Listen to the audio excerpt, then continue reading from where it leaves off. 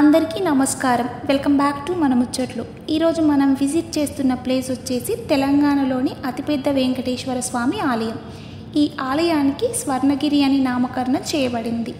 ఈ ఆలయం తెలంగాణలోని భువనగిరి జిల్లాలో నిర్మించబడింది. ఈ ఆలయం దాదాపుగా 22 ఎకరాల విస్తీర్ణంలో ఉంది. ఇది హైదరాబాద్ నుండి దాదాపు 45 నుండి 50 కిలోమీటర్ల దూరంలో ఏర్పడి ఉంది. ఈ టెంపుల్ టైమింగ్స్ వచ్చేసి ఉదయం 6 గంటల నుండి మధ్యాహ్నం 1 గంట వరకు, మళ్ళీ తిరిగి మధ్యాహ్నం 3 గంటల నుండి రాత్రి 9 గంటల వరకు ఓపెన్ చేసి ఉంటుంది. ఇప్పుడు మీరు చూస్తుంది ఈ ఆలయం యొక్క స్వాగత ద్వారం. ఇక్కడ నుండి మనం లోపలికి వెళ్ళగానే వ్యూ చూడండి ఎంత బాగుందో. మనకి ముందుగా స్వామివారి పాదాలు దర్శనం అవుతాయి. మనకి తిరుమలలో అయితే స్వామివారి పాదాలు ఒక గ్లాస్ బాక్స్లో అయితే ఏర్పడి ఉంటాయి. స్వామివారి పాదాలు తాకి మనం తిరుమలలో అయితే మొక్కలేం.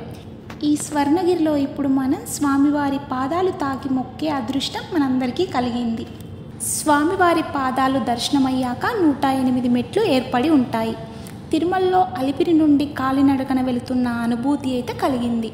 మనం ఇలా మెట్లు ఎక్కుతుంటే పైన ఎల్లో కలర్ బోర్డు చూడండి, స్వామివారి గోవింద గోవింద శ్లోకాలు అయితే రాసి ఉన్నాయి.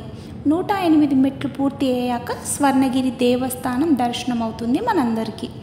ఈ స్వర్ణగిరి ఆలయం తెలంగాణకు చెందిన ప్రముఖ వ్యాపార కుటుంబ మానేపల్లి కుటుంబ సభ్యులపై నిర్మించబడింది. ఈ ఆలయం ఇటీవలే అంటే 2024 మార్చి 7వ తేదీన ప్రారంభించబడింది.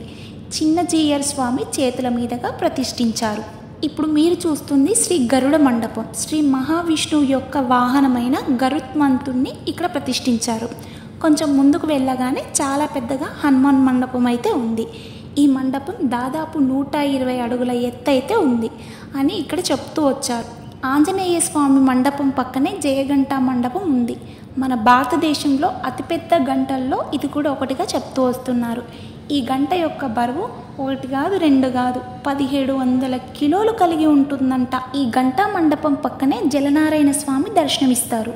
ఒకసారి చూడండి, చుట్టూ 4 పొడవైన గోపురాలు ఏర్పడి ఉన్నాయి.